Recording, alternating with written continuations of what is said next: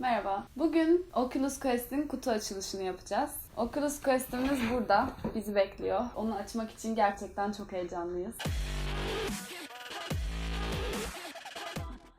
Önce kutuyu inceleyelim aslında. 64 GB. İçerisinde VR headset, 2 tane touch controller, pil, power adaptörü, spacer ve kablo var. Şuraya böyle içeriğine dair olmayan oyunları koymuyorlar mı? Gerçekten sinir bozucu. Zarar vermeden açmaya çalışıyorum.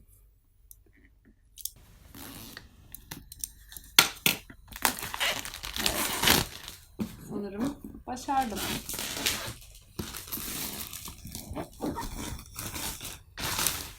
Evet, yine aynı Rift'teki gibi yandan kaymalı bir kutu. Bu da bence çok kullanışsız bir sistem aslında. Bir süre sonra bunun köşeleri yıpranıyor. Aynen şu şekilde olduğu gibi. İçerisinden çıkan şey böyle bir hal alıyor. Bu da tabii biraz yıpranmış denebilir. Ama yine de biz dış kılıfını dışarı çıkardığımızda her seferinde kullandığımız için yıpranması minimumda. Şu an tabii tazecik bir şey görüyoruz burada. Evet. Şuna bakar mısın? Tam şurada bir platform oyunu çıkartabiliriz. Evet. Çok güzel. Tabii şimdi sizin almadığınız bu yeni araba kokusu geliyor buraya. Mis gibi. Kullanmadan önce Oculus uygulamasını indirmemiz gerektiğini söylüyor. Biz bunu daha yapmadık aslında. Bunlar da tracker'lar. Gördüğünüz üzere 4 tane. Yanlarda var mı? Yanlarda yok. Kozmos'da yanlarda da var. Kaydırmalı. Yine ayarlar birazdan karşılaşırız Rift'le de. Aslında bu kısım çok benziyor. Buradaki plastik biraz değişmiş sanırım. Şimdi kontrollere gelelim. Yine aynı şekilde thumbstick, AB tuşları ve Oculus Home tuşları. Diğer tarafta da X, Y, grip. Burada. Pratik bir kutu yapmışlar.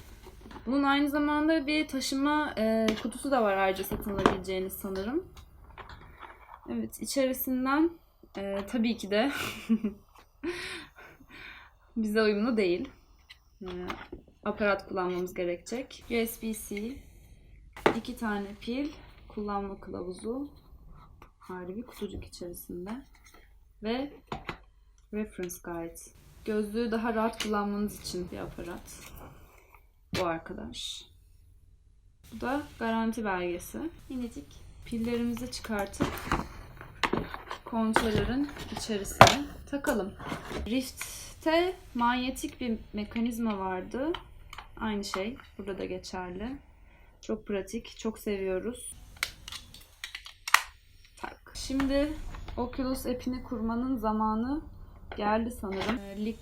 Likit temizleyiciler kullanmamız gerekiyor.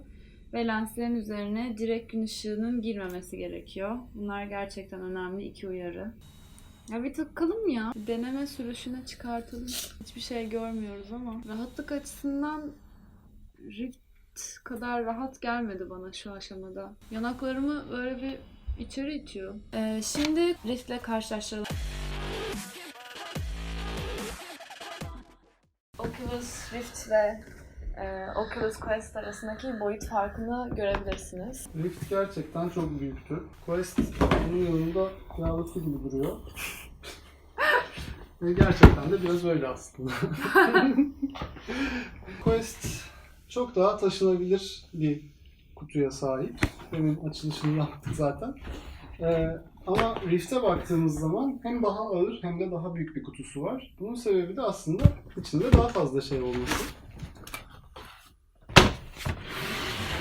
Baktığımız zaman ilk dikkatimizi çeken şey bence kablolar.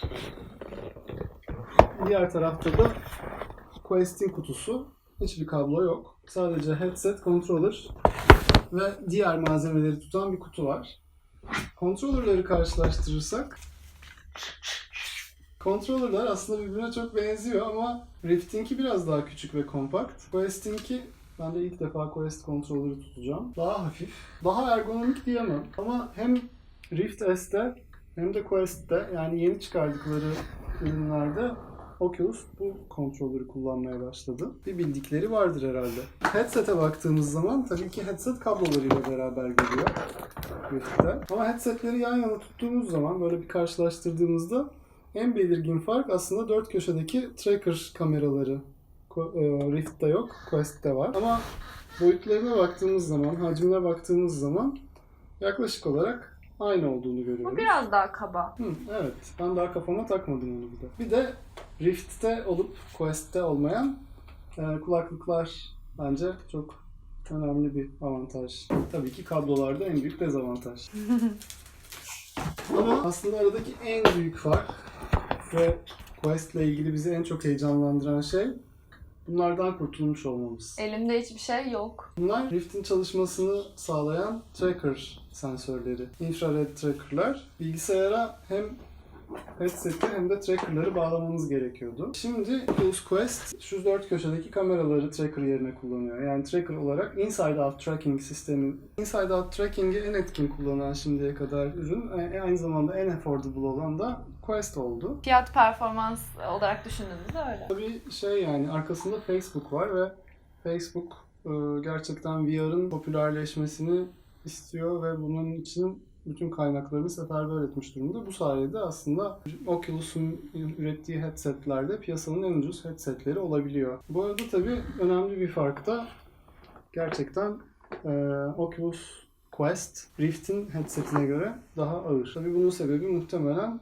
içinde aynı zamanda işlemci ve işte bunu bir bilgisayara bağlamadan tek başına çalışabilmesini sağlayan birçok donanımında yer alıyor olması. Wow, gerçekten çok siyah. Siyahları gerçekten çok siyah gösteriyor. Ama bundaki rahatlık yok onda. Bak şu an hiç şuralarımı sıkıştırmıyor yani. Öyle bir şey yok burada. Evet, Öbüründe... işte headset'in ön tarafına binen ekstra ağırlık aslında o ağırlığın sonunda yanaklarınıza binmesine neden oluyor. İşte onun için şimdi anlıyorum. Arka tarafa ağırlık koyanlar vardı. Oculus Quest'in grubunda okuyordum sürekli hakkında. Buraya ekstra pil koyuyorlar.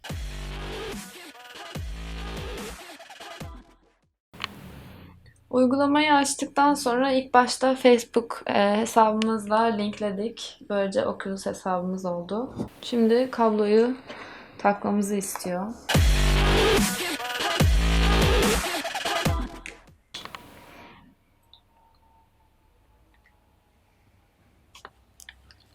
İki saniye boyunca basmayı istiyorum. Wow.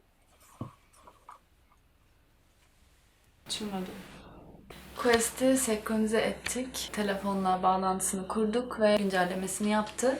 Bayağı bir süre bekledik ve biraz sorun yaşadık. Bluetooth'u açıp kapatmamız gerekti. Bir kere restart yapmamız gerekti şuradaki düğmeden.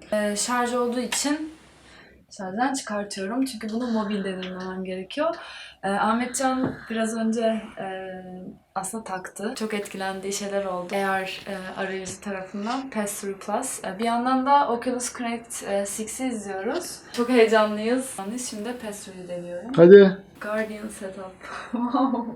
Ama sen beni o kadar hype'ladın ki ben deneyimlemeden kapandı.